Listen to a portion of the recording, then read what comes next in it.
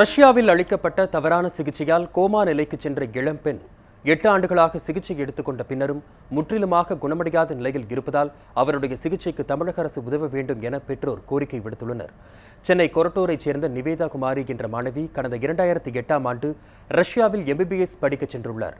15 நாட்களுக்கு பிறகு பெற்றோரை நிவேதா குமாரி தொடர்பு கொள்ளவில்லை என கூறப்படுகிறது.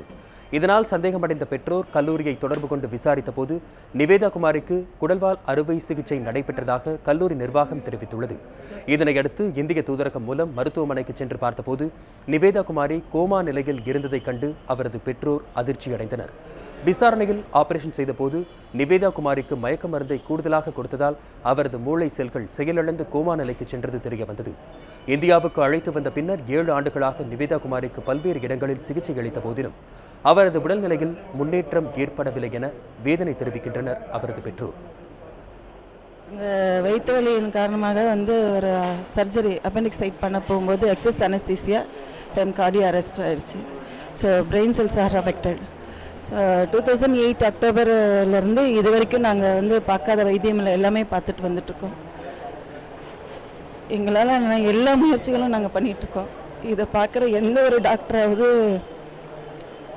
அவளுக்கு தேவையான சிகிச்சை கொடுக்க முன் வந்தாங்கன்னா எங்கள் வாழ்நாள் ஃபுல்லாக நல்லா கடமைப்பட்டிருக்கோம்.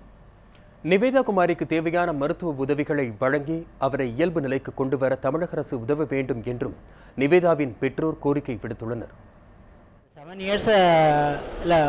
7 இயர்ஸில் ட்ரீட்மெண்ட் கொடுத்ததில் ஓரளவுக்கு இம்ப்ரூவ்மெண்ட் தான் கிடைச்சிருக்கு. இது இங்கே திருநெல்வேலியில் நல்ல ட்ரீட்மெண்ட் கிடைக்கும்ன்ட்டு ரொம்ப நம்பிக்கையாக வந்தோம். பட்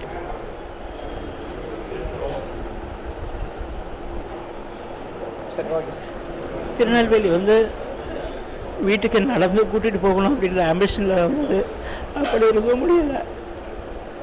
யாராவது டாக்டர்ஸை இல்லை கவர்மெண்ட்டை இவளை டேக் கேர் எடுத்துகிட்டு நல்லபடி ஆக்கி கொடுத்தாங்கன்னா அதுவே போல்.